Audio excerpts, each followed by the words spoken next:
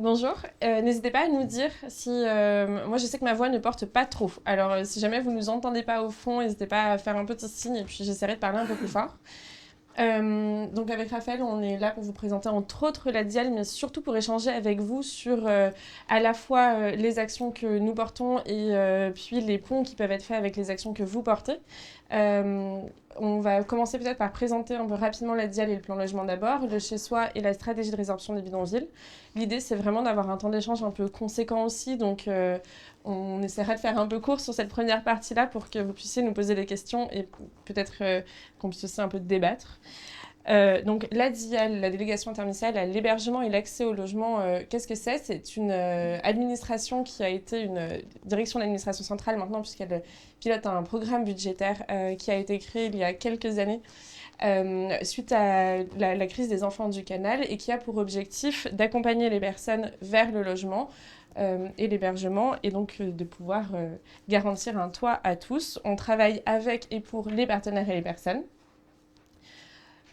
L'idée de la politique d'hébergement et d'accès au logement, et puis bien évidemment de maintien dans le logement des personnes qui sont déjà et qui sont en situation de précarité, c'est de pouvoir à la fois s'appuyer sur un programme budgétaire qui est assez conséquent puisqu'il est de 3,1 milliards d'euros en 2023, ce qui n'était pas le cas il y a encore quelques années. Donc c'est un programme budgétaire qui augmente au fur et à mesure des années et des besoins. C'est de proposer aussi une transformation profonde de la politique publique et pas simplement de mettre des moyens budgétaires, mais aussi de pouvoir réfléchir ensemble à comment faire mieux. Et donc le plan Logement d'abord, par exemple, serait une bonne illustration de ces réflexions-là et de ces programmes. Et puis d'être orienté aussi vers la performance sociale et de pouvoir se baser sur, comme par exemple le programme Chez Soi d'abord, sur des expériences qui ont prouvé des résultats positifs et qui ensuite permettent bien évidemment de pouvoir être déployés à différentes échelles. On est organisé à la fois au national, on est environ 70 agents, avec des parcours très très différents. Et puis, on travaille avec des services déconcentrés qui sont les DRETS, les directions régionales de l'emploi, du travail et des solidarités, et les DETS, qui sont les directions départementales de l'emploi, du travail et des solidarités. Et puis, on travaille avec un réseau d'acteurs qui sont à la fois les associations, les opérateurs, les SIAO, les bailleurs sociaux, etc. Donc, c'est vraiment un réseau qui est très large et hétéroclite. Moi. Oui. Ouais, bonjour à tous, merci aussi pour l'invitation. C'est vrai qu'on est, en tout cas dans le réseau Chez Soi d'abord, très proche, voire entrelacé avec les acteurs de la FSA. Je crois qu'il y a quelques directeurs qui sont dans les groupements de coopération, et puis d'autres peut-être à venir. Peut-être juste aussi de rajouter le I dans le dial interministériel. C'est vrai que c'est une approche qui est du fait de l'approche globale pour l'accès au logement. On sait que c'est une politique qui nécessite le travail bien sûr du logement, mais aussi de la santé, de l'éducation, des questions autour du ministère de l'Intérieur. Donc voilà, on est une délégation qui se veut aussi interministérielle. Ce qui structure vraiment l'accès au logement, en tout cas le souhait qu'on a de transformer l'accès au logement à la DIAL, c'est ce qu'on appelle la politique du logement d'abord, dans lequel s'intègre toute une série de dispositifs de logement, mais aussi d'hébergement. Et c'est vrai, même si aujourd'hui la question des établissements sociaux et médico-sociaux, elle est un petit peu en parallèle, on va dire, du secteur d'hébergement plus social, on a vocation en tout cas à pouvoir un peu fédérer l'ensemble pour que aussi les acteurs, notamment des ACT, puissent faire partie de cette politique-là. C'est une politique qui est née, on en entend parler depuis une vingtaine d'années. Mais elle a été mise en, mais elle a été mise en, en tout cas le premier plan a été en 2017 avec le premier quinquennat d'Emmanuel Macron. Après, pour vous, c'est à peu près clair. Pour vous, c'est à peu près clair l'idée de qu'est-ce que c'est le logement d'abord, ou est-ce que tout le monde est au Parce qu'en fait, l'idée c'est qu'il y a beaucoup de choses que vous avez déjà entendues. Moi, je sais que j'ai intervenu à Amiens, ma prédécesseuse est aussi intervenue, donc je pense que c'est des choses que vous avez entendues de nombreuses fois. Donc l'idée, comme disait, c'est plutôt de poser les lignes, mais les bases, et après qu'on échange ensemble. Et globalement, en tout cas, il faut imaginer qu'il y a eu deux plans quinquennaux. Le premier en 2017 et le deuxième en 2022. L'idée, c'est que dans cette politique-là, il y a toute une série de dispositifs en fonction du public, en fonction aussi des besoins des personnes.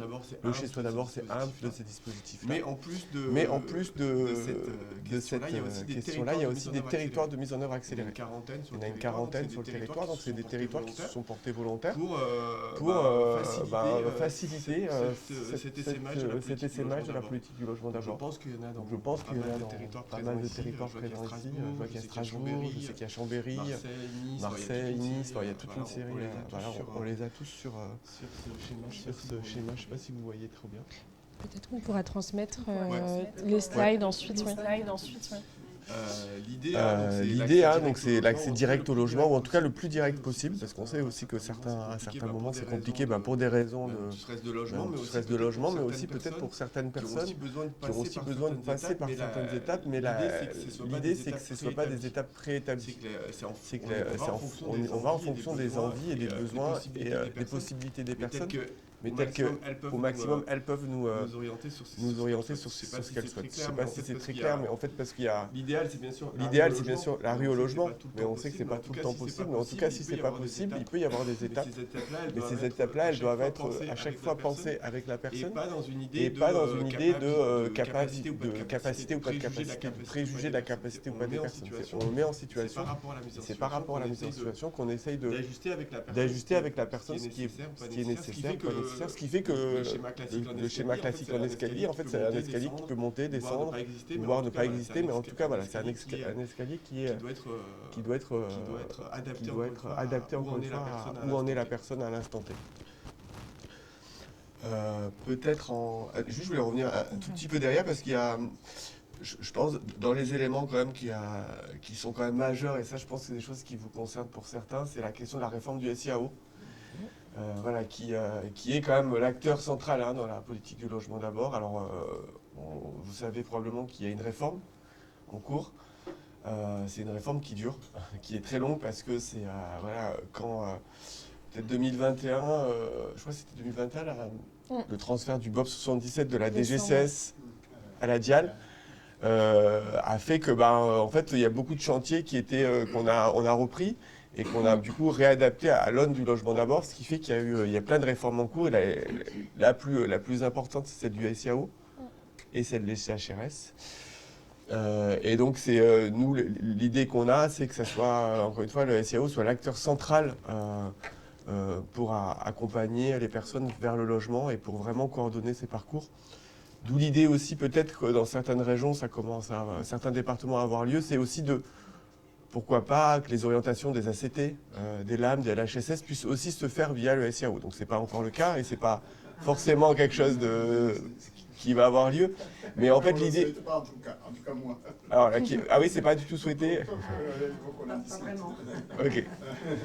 Ça sera à discuter, parce qu'en fait... nous, en tout cas, la DGCS qui gère les LAM et les LHSS notamment, nous renvoie qu'il y a des problèmes à la sortie des dispositifs. Les personnes restent parce qu'il n'y a pas c'est pas prévu en fait les sorties des dispositifs, et en fait c'est comme c'est un circuit un peu parallèle d'accès au logement, et d'un coup ils arrivent au SIAO. Ce qui fait que c'est très compliqué au niveau du SIAO s'il n'y a pas un travail qui est fait en amont. Donc est-ce que ça veut dire penser les inclusions aussi via le SIAO, ou en tout cas trouver un partenariat? En tout cas, ce qui est clair, c'est qu'il faut repenser, il faut que travailler avec le SIAO, d'une manière ou d'une autre. Après, c'est les modalités, c'est comment. Et encore une fois, je ne vais pas me lancer plus dans le débat, parce que je ne suis pas spécialiste et je sens que c'est un débat qui va vous animer. Mais en tout cas, si vous le souhaitez, je pense que mes collègues du SIAO seraient ravis de participer à un de vos prochains ateliers pour discuter ces questions-là, mais parce qu'en fait, il y a aussi comment on voit les SIAO aujourd'hui. C'est peut-être difficile d'imaginer aujourd'hui tel qu'ils fonctionnent, tel qu'on souhaiterait qu'ils fonctionnent. Donc voilà, donc c'est un gros chantier, et on a besoin aussi, je pense, de travailler avec la santé et le médico-social, ces aspects-là. Sous quelle modalité? Tout reste ouvert. Je vous rassure. Et peut-être pour complément, il y a aussi des réflexions de pouvoir outiller les SIAO à une meilleure connaissance aussi, surtout, de ce qui se fait sur le secteur médico-social, avec par exemple des référents en santé. En tout cas, ce sont des chantiers pour lesquels on a aussi besoin d'être alimenté de ce côté-là. Oui, référent emploi aussi. Voilà, l'idée, c'est c'est aussi de développer les différentes activités du SIAO pour que ça ne soit pas juste en fait une caisse enregistreuse, mais vraiment un service qui permette le suivi et l'accompagnement des parcours des personnes. On entend aussi beaucoup de risques, voilà, qu'il va falloir prendre en compte. Aujourd'hui, peut-être juste pour vous dire, aujourd'hui, donc c'est à peu près, ouais, 2010, mais je crois que c'est passé à 600 presque. Hein. Voilà, aujourd'hui, il y a quasiment 600 000 foyers qui ont pu avoir accès au logement d'abord. Bon, voilà. Encore une fois, on vous enverra. Il y a un suivi régulier. Hein. Nous, au sein de la DIAL, il y a un pôle résultats et territoires qui a un suivi mensuel des résultats du LDA qui sont aussi accessibles sur le site. Donc voilà, on essaye d'avoir une politique au suivi et évaluée au maximum. N'hésitez pas à suivre la lettre de la DIAL. Oui, il y a la lettre de la DIAL qui arrive tous les mois, c'est ça ? Je crois, oui. Qui notamment reprend ces chiffres et les travaux en cours. Le chez soi d'abord, bon, je pense que vous connaissez pour la plupart, c'est des ACT, comme vous le savez. Alors une petite particularité, c'est qu'ils ont un financement aussi État via le BOP 77, donc et c'est du logement, c'est pas de l'hébergement. C'est pour des publics donc, qui ont été reconnus avec un diagnostic de schizophrénie ou de trouble bipolaire et qui sont à la rue.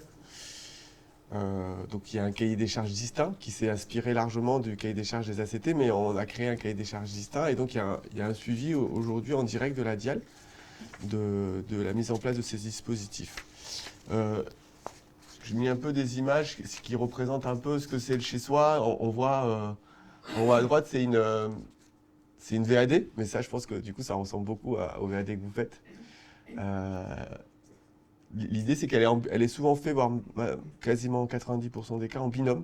Le travail est fait en binôme. La remise des clés, qui a un moment assez intéressant. C'est le moment, on va dire, où il se passe beaucoup de choses. C'est un moment qui arrive assez vite dans le parcours. Là, on est en train de faire les derniers chiffres, mais on est à peu près à un peu moins autour de 12 semaines entre le premier contact et l'entrée en logement. Donc un logement, c'est des personnes qui sont souvent sous-locataires de leurs appartements. Donc il n'y a pas de contrat d'hébergement, c'est des baux. J'ai mis l'image de la personne avec son chien parce que je sais que ça reste quand même un sujet l'accueil des animaux. Et c'est vrai que c'est quelque chose qui nécessite des petites adaptations, mais qui globalement... déjà dans le logement, il n'y a pas de débat, parce que les gens sont chez eux, donc ils font un peu ce qu'ils veulent. Dans l'hébergement, c'est vrai qu'il y a des questions qui se posent, en sachant que il y a de plus en plus de sites, de dispositifs qui accueillent les animaux, et puis on se rend compte que c'est très bien, voire ça améliore, ça permet d'avoir accès à des personnes qui, de fait, ne peuvent pas se séparer de leurs animaux, mais aussi ça crée d'autres dynamiques au sein des centres d'hébergement. Alors sur les ACT, vous êtes plutôt sur du diffus, il me semble. Donc il y a peut-être moins ce débat-là, en tout cas sur, on va dire, l'hébergement classique, notamment en collectif, où il y a quand même une gestion des animaux qu'il faut penser. Là-haut, moi j'aime bien la photo de ce monsieur là qui est avec son petit nounours. Parce que, voilà, l'idée c'est qu'il est chez lui. Le chez soi d'abord, c'est alors un peu aussi, j'imagine, comme dans l'état d'esprit des ACT, mais l'idée c'est pas juste d'avoir un toit sur sa tête, mais c'est d'avoir vraiment un espace sécure et un espace où il peut être ce qu'il est. On sait tous que le logement, c'est pas qu'un lieu, c'est aussi un espace d'identité, et c'est cette question-là aussi qui est assez déterminante pour se retrouver sa place de citoyen, mais aussi sa place en tant qu'individu par rapport à soi-même. Là, c'est une photo un peu de l'organisation. Les équipes du Chez Soi d'abord sont organisées en suivi intensif, donc c'est une organisation assez millimétrée qui permet par ailleurs derrière d'être assez libre en visite, mais il y a tout un processus de réunions tous les matins, de tableaux. Enfin, pour ceux qui ont pu visiter ou qui travaillent sur le Chez Soi, ils peuvent vérifier que c'est une organisation assez singulière. Et puis juste la petite photo du Parlement européen, la Samy qui était là à Strasbourg, donc un peu l'équivalent de vos journées nationales qui ont eu à Amiens l'année dernière. Nous, on a eu la chance de pouvoir les faire au Parlement européen cette année. Donc c'était un moment très émouvant. Et ça a permis notamment, on avait là vraiment la grande salle, et donc voilà, c'est toujours chouette. Et comme dans votre réseau, il y a beaucoup d'usagers qui participent à ces rencontres-là, et donc voilà, il y a eu de nombreux usagers qui étaient au Parlement européen. Enfin voilà, c'était très intéressant pour cela. Peut-être qu'il va falloir aller un peu plus vite, mais bon, ça va. Je prends les dans les mains. Bon, juste ça, c'est pour reprendre, et j'ai mis Housing First, donc pour rappel que c'est un modèle américain, anglo-saxon, qui vient des années 90 à peu près à New York. J'ai fait une petite frise, mais juste pour vous dire voilà, qu'il y a eu une recherche en 2010-2011 qui a duré 5 ans, et depuis 2017, avec un décret, et qui est concomitant du premier plan logement d'abord, il y a eu un essaimage des sites. Et depuis, donc d'abord dans les grandes métropoles, et depuis quelques temps, je vais peut-être avancer pour vous montrer où on en est, je reviendrai après, pour arriver aujourd'hui donc à un peu plus d'une quarantaine de dispositifs dans 38 villes. On a donc développé d'abord dans 18 grosses villes françaises, voilà, vous imaginez, Lyon, Paris, Marseille, Rouen, Nantes, Strasbourg, hein, des dispositifs à 100 places. Ensuite, on a développé des dispositifs à 55 places, plutôt dans des villes, on dit taille moyenne, ou sur des départements, ou des parties de départements. Par exemple, là, il y a eu le Morbihan récemment, Côte d'Armor, Haute-Savoie Sud ou Nord, je ne sais plus quelle partie de la Haute-Savoie. Et depuis 2021, on est vraiment hyper satisfait. On a développé le Chez Soi d'abord jeune, qui a la particularité, les différences avec le chez-soi classique, je dirais, c'est déjà, on accueille des jeunes qui sont pas forcément à la rue, mais qui sont en fin de parcours aide sociale à l'enfance, pour lequel il n'y a pas de solution. Donc ça, c'est vrai que ça fait partie des rares dispositifs préventifs du sans-abrisme, donc c'est assez riche. On a décidé de mettre la question du diagnostic un peu de côté. Là, on est plutôt sur des troubles, des symptômes. On évite bien évidemment à 18 ans de mettre des tampons diagnostiques, en sachant que les diagnostics psychiatriques peuvent être labiles aussi avec le temps. Et enfin, c'est limité dans le temps. Contrairement au Chez Soi d'abord, où c'est autant que de besoin, là on a limité, alors c'est limité, c'est des séquences de 2-3 ans qui sont renouvelables jusqu'à 7 ans. Voilà. Peut-être juste, je reviens, mais pareil, je pense que c'est des choses que vous avez entendues et re-entendues, mais juste pour vous dire que le Chez Soi d'abord, il s'appuie sur une expérimentation qui a eu lieu dans 4 villes et qui a montré, donc on voit en orange, on a comparé ce qu'on appelle le bras témoin et le bras logé. Le orange, c'est la proportion des personnes qui rentrent en logement. Ça, c'est dans ce qu'on appelle dans l'offre habituelle, classiquement. Donc, classiquement, c'était en 2017, du coup, les choses jusqu'en 2016, donc peut-être que ça a changé depuis, mais classiquement, s'il n'y a pas le Chez Soi d'abord, qu'on est à la rue, ce type de public-là, pas tous les publics, on a à peu près une chance sur 5 d'avoir un appartement au bout de 2 ans. Dans le Chez Soi d'abord, il y a 80% des personnes qui ont cette chance-là, mais encore plus intéressant, qui s'y maintiennent. Et pour le coup, ces chiffres-là, ils sont toujours présents, même malgré le temps. Enfin, on est toujours autour de 80% de maintien au logement.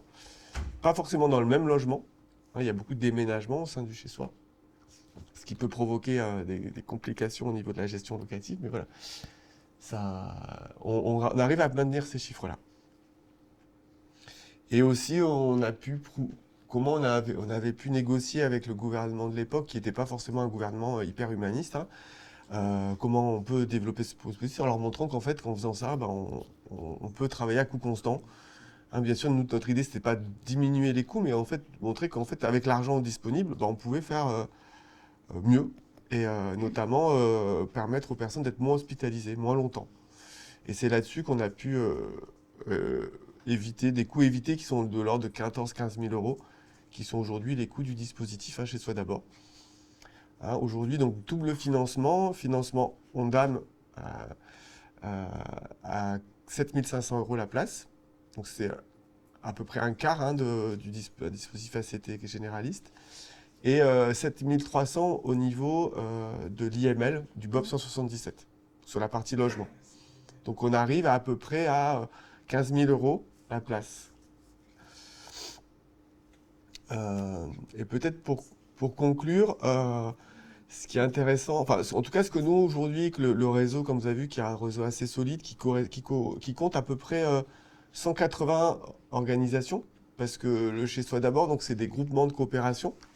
Hein, il est demandé pour candidater au Chez Soi d'abord d'être groupement de coopération dans lequel il y a un hôpital, il y a des associations sociales, des associations plutôt autour des questions de logement, il y a des associations de la dicto, c'est pour ça qu'il y a plein d'opérateurs qui sont membres de la FSH, au sein du Chez Soi.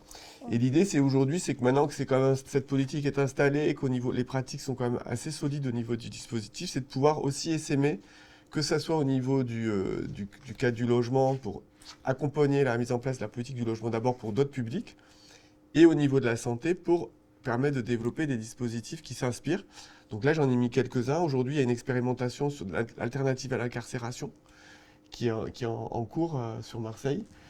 Il y a les projets Émile, mais il y a toute une série de projets d'équipes mobiles qui, pareil, s'appuient sur les... Alors, c'est pas le projet Émile, peut-être que vous avez entendu, d'accompagnement à la mobilité. Là, c'est des équipes mobiles qui travaillent dans le parc social en soutien des bailleurs sociaux pour des personnes pour lesquelles il y a des troubles psy qui sont avérés, pour prévenir les expulsions, mais surtout soutenir le maintien au domicile. Il y a des projets, le projet Working First qui émane aussi du Chez Soi, donc c'est à peu près du logement d'abord pour l'emploi. C'est mise en situation d'emploi le plus rapidement possible pour les personnes qui le souhaitent.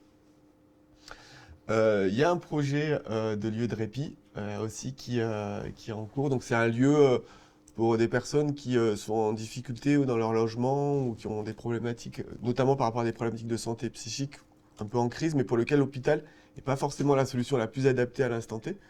Donc on propose un lieu moins médicalisé, mais toujours qui se base sur les mêmes principes. Et puis enfin, peut-être pour terminer, un dispositif qui permet, toujours sur les principes du Chez Soi d'abord, de permettre aux personnes hospitalisées au long cours de sortir et de pouvoir être suivies de la même manière dans leur logement. Là, il y a 3 expérimentations autour d'un article 51. Et les premiers résultats, ils ont été présentés hier, intermédiaires, et ils sont extrêmement positifs. Et donc, encore une fois, tout ça autour de la mise en place de la politique du logement d'abord. Et pour terminer, avant de terminer, il y a eu, peut-être que certaines aussi de vos organisations portent ce type de dispositif. Donc c'était suite au Covid, il y a eu la mise en place de lieux d'hébergement qui se sont calqués sur ce qui s'est passé pendant la période du Covid, où lequel il a fallu très très vite loger des personnes, donc sans forcément poser de conditions. En fait, on a fait du logement d'abord trop sans le savoir, et on s'est rendu compte que ça marchait plutôt bien, avec aussi l'idée de pourquoi pas proposer de temps en temps des habitats alternatifs. Et donc on a expérimenté ça dans 38 villes en France, donc les résultats sont plutôt beaux. Et ça y est, le cahier des charges vient de sortir cette semaine. C'est pérennisé pour les sites qui souhaitent être en adéquation avec le cahier des charges. Et enfin, pour terminer, aujourd'hui, la priorité qu'on donne, c'est clairement de développer du Chez Soi pour les jeunes. Poursuivre l'essaimage du 55 places. Je sais qu'il y a des collègues dans la salle, je pense à la Haute-Savoie, à l'Eure. Enfin, il y a d'autres parties de la Normandie. Voilà, il y a beaucoup de territoires qui aujourd'hui font remonter leurs besoins. Donc si vous avez, des besoins sur le territoire, faites-les remonter soit directement à nous, mais mieux d'abord aux ARS ou aux DETS. Donc développement d'équipes mobiles, la question de l'emploi, et peut-être quelque chose qui pourra... l'idée, c'est qu'on puisse peut-être échanger à la suite de la présentation sur... on se rend compte qu'aujourd'hui, il y a des territoires alors qu'on appelle ruraux, mais en fait, c'est des territoires... Je vois, il y a ma collègue Justine qui est avec moi, on a beaucoup de mal avec ce type de nomenclature, parce qu'en fait, ça existe. Enfin, on a discuté avec toute une série de chercheurs, ça n'existe pas forcément la ruralité telle qu'on l'imagine. En tout cas, c'est dans des territoires où il y a des besoins, du type Chez Soi d'abord, mais pour lesquels les 55 places sont trop importants. Et pour lesquels donc, on aimerait créer des équipes plus petites, qui pourraient accompagner 20-25 personnes, pour lequel, bien évidemment, on souhaiterait aménager le cahier des charges du Chez Soi, qui est quand même un cahier des charges assez... notamment la mise en place d'un GCSMS, pour ceux qui participent, sachent à quel point c'est quand même un engagement difficile, et donc de réfléchir en atténuant Au niveau du BOF 117, nous, on arriverait à dégager des places d'IML. Et la question, c'est comment travailler l'accompagnement santé, comment le penser. Et c'est vrai, dans cette idée-là, on se disait, toujours en repensant ce qui avait fonctionné, peut-être des ACT hors les murs pourrait être un dispositif, une organisation, un dispositif qui pourrait permettre faire comme ça ce maillage logement santé, avec peut-être une adaptation du cahier des charges. Voilà, on est au tout début de la réflexion. Et on serait assez intéressé. En tout cas, moi, je serais assez intéressé de savoir voilà, comment vous pensez les choses. Est-ce que vous pensez que c'est quelque chose qui serait jouable ? On a pu un peu décortiquer le cahier des charges. Je pense que sur la grande partie, on est vraiment complètement synchro. Après, il y a peut-être des petites zones à échanger. Je m'arrête là si on va avoir un petit échange. Et je te laisse présenter. Ouais. Et donc, en parallèle de tout ça, ou en même temps, et c'est dans le cadre du logement d'abord également, qu'on a travaillé depuis notamment 2018, mais en réalité depuis bien plus longtemps, une stratégie de résorption des bidonvilles. Alors, les bidonvilles ici sont, en tout cas, pour tous les chiffres qu'on va présenter là et les actions qu'on va vous présenter également, des sites informels de plus de 10 personnes sur lesquels vivent plutôt des familles, c'est un état de fait, mais ça ne rentre pas dans la définition, vivent des personnes dans des habitats préconçus, fabriqués. Alors ça peut être des tentes, des caravanes, ça peut être des petites maisons en tôle, voilà. C'est vrai que j'ai pas mis de photos, c'est dommage, mais on pourra aussi vous transmettre tous les documents que vous souhaitez, peut-être pour illustrer un petit peu ça. Donc on travaille depuis 2018 sur un nouveau cadre, ou en tout cas un cadre qui a été institutionnalisé, qui est l'instruction gouvernementale du 25 janvier 2018, qui propose une transformation un petit peu de l'action publique. Donc à l'instar de ce qui est fait sur le logement d'abord, l'idée ici, c'est vraiment de travailler quelque chose qui va être interministériel et pluridisciplinaire avec l'ensemble des acteurs. Donc j'ai une slide qui a glissé un petit peu plus loin, mais je vous la mets comme ça. L'idée là, c'est de pouvoir développer des actions sur tous les pans et les volets qui viennent influer sur la situation des personnes. Donc il y a par exemple des actions emploi qui sont portées en lien avec les personnes vivant sur les bidonvilles. Il y a des actions sur la scolarité. Donc je pense à la médiation scolaire qui plutôt connue et bien lancée, qui permet la scolarisation de... j'avais 3600, mais maintenant c'est peut-être plus de 4000, presque 4000 enfants sur les sites. Donc un peu plus de 50% des enfants ont une scolarité durable, parce qu'il y a des médiateurs scolaires qui travaillent tous les jours à maintenir un lien avec à la fois les parents et puis les écoles. Il y a également des actions d'accès à l'eau qui ont été lancées. Alors, on a été aidé puisqu'il y a une directive européenne qui est passée sur l'accès à l'eau pour tous, qui permet un cadre confortant et également des actions plus visibilisées et plus fortes. Et donc, on a Solidarité Internationale qui installe l'eau sur les sites, etc. Donc, l'idée, c'est bien... J'essaye de revenir. C'est bien de s'appuyer à la fois sur un cadre qui est national et qui est européen. On a une stratégie française 2020-2030 qui sera bien évidemment revue en 2030 et qui aura probablement vocation à se poursuivre puisqu'elle fonctionne plutôt bien et plutôt plébiscitée, qui recommande donc de bien travailler également en interministériel et de travailler tous ensemble. Donc à ce titre-là, on travaille par exemple avec la DGS, la DGOS, la DGCS, etc., qui nous appuient fortement sur nos actions et nos programmes. Et donc cette stratégie-là, par exemple, propose de consolider les connaissances sur l'état de santé des voyageurs. Alors, voyageurs pour le cadre européen, mais le cadre européen étant un peu différent de celui national, ça va comprendre chez nous l'ensemble des personnes vivant également en bidonville. On ne s'arrête pas que... c'est un peu une base, un préalable, nous on l'étend. Et donc l'idée, c'est bien de pouvoir toucher tout le monde. En s'appuyant là-dessus, a été développé par exemple un outil. Donc très vite, on s'est rendu compte, on travaille directement avec les DETS, pas tant avec les DR, parce que vous verrez sur les chiffres qu'en fait, c'est assez éparse comme situation.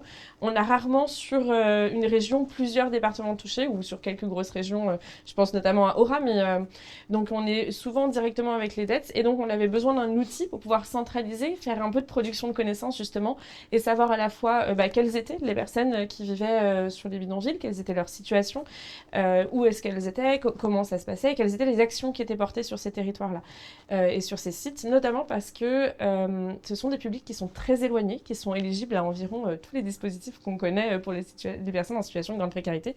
Et pour autant, on réalise que c'est pas toujours mobilisé ou pas toujours sur le long cours. Peut-être parce que ce sont des publics un peu moins connus, peut-être parce qu'ils sont un peu plus éloignés.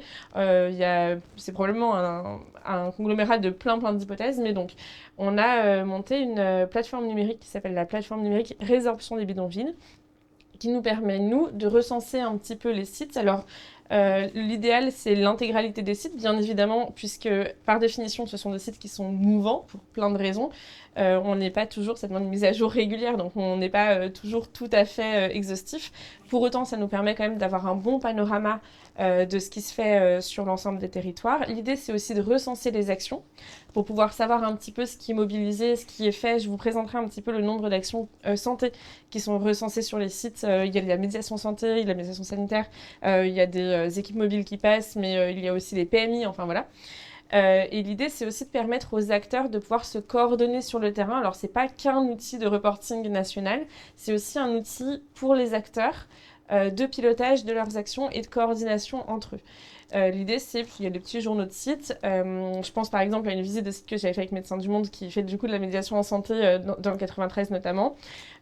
Donc quand ils viennent, ils peuvent parler un petit peu avec les habitants. Il y a une relation de confiance très forte qui se fait. Donc les habitants légitimement s'interrogent et puis posent leurs problématiques, par exemple à un médiateur santé. Pour autant, ça va être une problématique qui n'est pas dans son spectre, dans son périmètre. Et donc la personne peut poser la question, ou en tout cas poser une petite alerte sur le journal du site en disant voilà, c'est jamais nominatif, c'est jamais toutes les conditions RGPD sont remplies, donc c'est plutôt voilà, il y a un problème, par exemple il y a une fuite d'eau, il y a beaucoup d'eau sur le site, les personnes ne peuvent plus aller au travail, les enfants ne peuvent plus aller à l'école. Solidarité Internationale qui gère du coup l'accès à l'eau sur ce site-là le sait et le lendemain passe régler un petit peu le problème. C'est un peu l'idée de pouvoir se coordonner, les dettes y ont accès et donc peuvent aussi suivre un petit peu en temps réel ce qui se fait.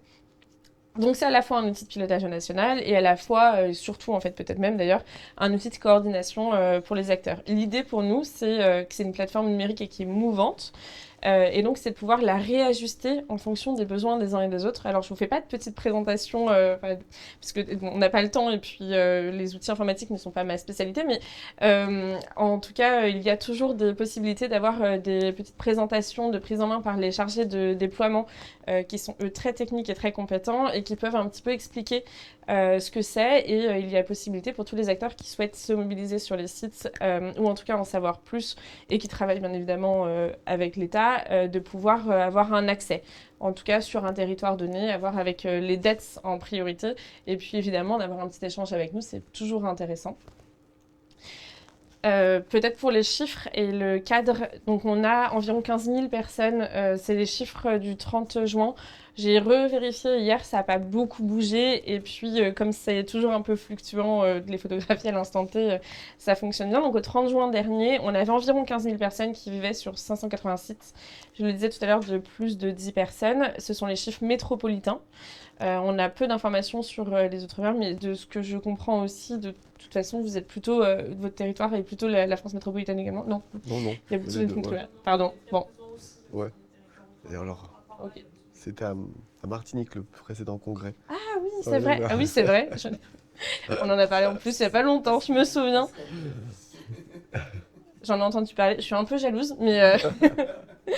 Et donc 15 000 personnes qui vivent sur le territoire métropolitain, dont environ 11 à 12 000 personnes ressortissant intra-européens.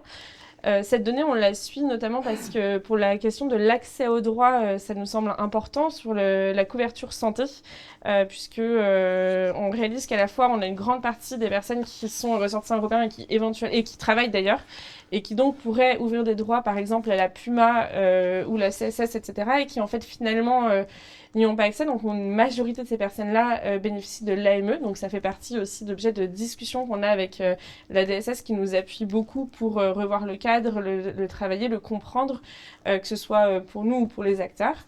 Ces 31 départements qui ont signalé la présence de bidonvilles sur leur territoire, encore une fois, nous, on est un peu tributaires de remontées des services déconcentrés pour connaître un petit peu l'état. Alors, ce sont des services qui sont tout à fait compétents, ils nous remontent toujours plein de choses, donc c'est intéressant. Donc, on a une vision qui est quand même plutôt riche. Et donc sur les 13 régions, 52% des sites sont raccordés à l'eau.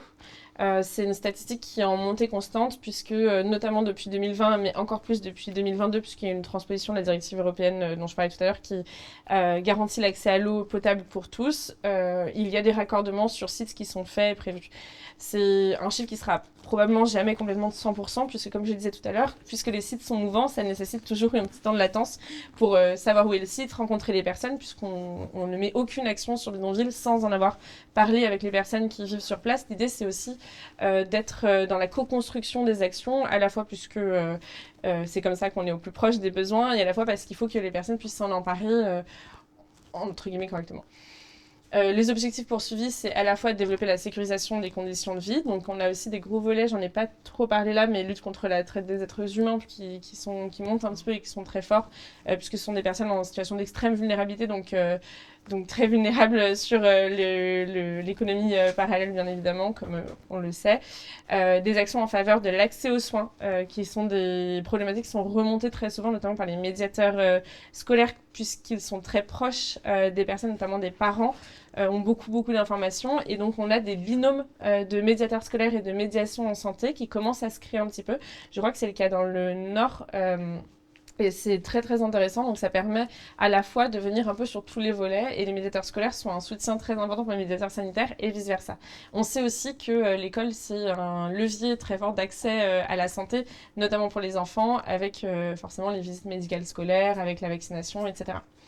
L'idée, c'est pour nous pouvoir conforter l'appui au territoire et d'adapter les outils de pilotage, c'est ce que je disais tout à l'heure. Des moyens en augmentation, on pourra revenir dessus si vous voulez, mais sur les actions en santé qui sont en tout cas recensées sur la plateforme Résorption et Bidonville, on a environ 19 actions qui sont en lien avec la santé, sur 29 spécifiquement, sur 29 actions sanitaires portées. On a un petit peu dissocié par exemple l'accès à l'eau spécifique qu'on considère qui est considéré comme une action sanitaire, mais qu'on ne met pas en lien direct avec la santé. Donc c'est bien parce que ça veut dire qu'il y a plein de choses qui se font, et en même temps, comme je le disais tout à l'heure, on sait aussi que ce sont des personnes qui auraient accès éventuellement, ou en tout cas pourraient bénéficier d'un certain nombre de dispositifs, et je parle maintenant par exemple aux ACT hors des murs, mais on sait qu'il y a des difficultés d'accès pour toutes sortes de raisons, c'est à la fois du non-recours et du non-accès, enfin voilà, et on est encore en cours d'identification des freins, et en même temps, en parlant tous ensemble, l'idée c'est à la fois de vous présenter ce qu'on fait sur ces sites-là, et peut-être aussi que vous puissiez nous dire si vous intervenez sur ces sites, si oui, comment, parce que comme je le disais, on a une visibilité qui est encore partielle, qui se vaudra un jour peut-être exhaustive. En tout cas, c'est l'objectif qu'on a ensemble. Ah putain, on a trois. Donc, on porte sur 2025 une petite feuille de route qui est globalement co-construite. Par exemple, Bérangère participe à nos groupes de travail et je l'en remercie beaucoup. La DSS, la DGS, la DGCS, la DIPLP et bien évidemment les acteurs type Médecins du Monde, on a Solidarité Internationale que j'ai mentionné tout à l'heure, Trajectoire, les médiateurs scolaires. Enfin voilà, c'est quelque chose qui se veut co-construit. C'est encore un peu le début, on est sur les prémices, donc l'idée c'est de le présenter et c'est toujours à améliorer, c'est toujours en mouvement, donc n'hésitez pas également, si jamais ça appelle des réactions de votre part, à nous en faire part, puisqu'on est vraiment preneur de tous les retours, on n'a aucune volonté de proposer un cadre et de le laisser comme ça, l'idée c'est vraiment de faire quelque chose ensemble avec l'ensemble des acteurs. Parmi donc les grandes lignes qui sont ressorties, il y a plein de sous-jacents, mais c'est pas important. Mais donc construire un référentiel des dispositifs mobilisables pour les personnes vivant en bidonville, ça nous paraît important parce que à la fois pour outiller les acteurs type DDETS ou ARS d'ailleurs qui connaissent pas toujours complètement, et c'est normal, l'ensemble des dispositifs qui existent sur les territoires à la fois médico-social et à la fois social. De pouvoir aussi outiller les opérateurs quand ils sont sur le terrain. Donc, il faut que j'arrête de mentionner les médiateurs scolaires parce que c'est ceux qui reviennent à chaque fois, mais il y a plein d'acteurs. De pouvoir aussi, pour eux, avoir un petit vadémécum, enfin un petit recensement des acteurs qui peuvent appeler quand ils ont un sujet ou une problématique à laquelle ils savent pas répondre. Adapter les outils existants, puisqu'on a plein de choses qui existent. Comment est-ce qu'on fait en sorte que ce soit plus adéquat, plus en lien ou en tout cas plus pertinent pour une utilisation de la part des utilisateurs. agir peut-être pour la mobilisation de réponses adaptées pour les personnes vivant en bidonville. Donc, dès lors qu'une réponse est théoriquement mobilisable, comment est-ce qu'on fait pour la mettre en place, la mobiliser, sans dévoyer à la fois la réponse, le dispositif, et en même temps en pouvant l'adapter un petit peu aux besoins des personnes. Et puis, bien évidemment, favoriser les dynamiques partenariales à tous les niveaux. L'idée, c'est vraiment de travailler avec l'ensemble des acteurs. Et voilà pour la résorption. Je crois pas avoir oublié de grands pans, mais n'hésitez pas à me dire